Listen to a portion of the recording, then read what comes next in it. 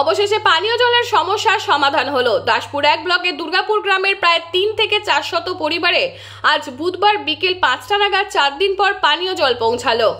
উল্লেখ্য, 19শে মার্চ মঙ্গলবারের দুপুরে ওই দুর্গাপুর গ্রামের শতাধিক মহিলা ঘাটাল পাঁশকুড়া সড়কে দাঁড়িয়ে ওই সড়ক অবরোধ করে পানীয় জলের দাবি তোলেন।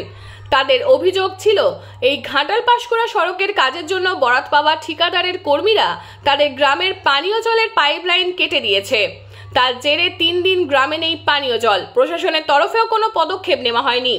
সেই খবর প্রকাশ পেতেই নড়ে চড়ে বসে দাসপুর 1 ব্লক প্রশাসন। ঘটনাস্থলে পৌঁছান দাসপুর 1 বিডিও দীপঙ্কর বিশ্বাস সাথে পিএইচই দপ্তরের কর্মীরা।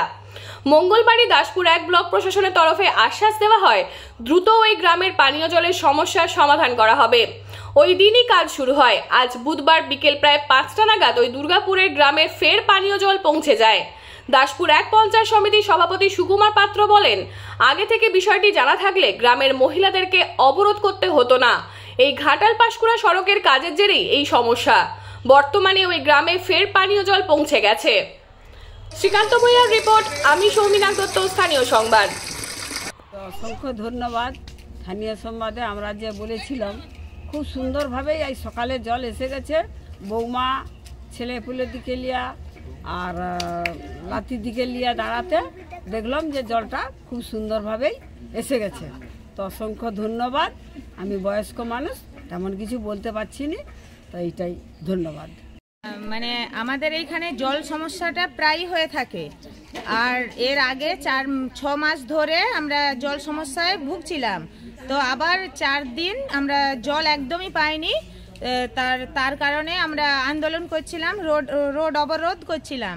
রোড অবরোধ করতে এইখানের মানে স্থানীয় সংবাদের লোক, বিডিও সবাই এসে এইখানে তারা বলল যে না, আমাদের কাজ হবে, তোমরা আন্দোলন করতেছো, ঠিক আছে আমরা করে দেব। তো বলতে খুব সুন্দরভাবে তারা করে দিল। মানে কালকে ওই রকম হয়েছে, আজকেই আমরা জলটা পেয়ে গেছি। তার জন্য আমাদের স্থানীয় সংবাদকেও অসংখ্য অসংখ্য ধন্যবাদ, আর বিডিওকেও খুব মানে তাকেও ধন্যবাদ। দুর্গাপুরেরই বাসিন্দা। বিগত কয়েক মাস আগেও একবার ঘাটাল পাঁশকুড়া রাস্তা সংস্কারের সময় পাইপলাইন ফাটিয়ে দিয়েছিল, তাতেও আমরা জলের সংকটে ভুগেছিলাম। তাতে আমাদের স্থানীয় সাংবাদিকরা এসে তাতেও ভিডিও করেছিল এবং প্রশাসনিক লেভেলে এসে সেখানেও সেই সময় পাইপের কাজ হয়েছিল। এই গত 4-5 দিন আগে আবার একবার পাইপলাইন ফাটিয়ে দেয়, তাতে আমাদের প্রায় গ্রামের 300 ফ্যামিলি জল পায় না। স্থানীয় সাংবাদিককে খবর দেওয়ার পর ওরা প্রশাসনিক লেভেলকে জানিয়ে ওরা সুষ্ঠুভাবে আমাদের কাজটা করে দিয়েছে এবং রাস্তা অবরোধ করেছিলাম। এবং বিডিও সাহেব এসে কথা দিয়েছিলেন যে 24 ঘন্টার ভিতরে আমরা এই পাইপের কাজ করে দেব। ওরা যথারীতি ওনাদের কথা মতো অনুযায়ী আজকে সকালবেলায় পাইপের কাজটি সম্পূর্ণ হয়। তাই বিডিও সাহেবকে অশেষ ধন্যবাদ এবং স্থানীয় সাংবাদিক আমাদের পাশে থাকার জন্য ওনাকেও অসংখ্য ধন্যবাদ।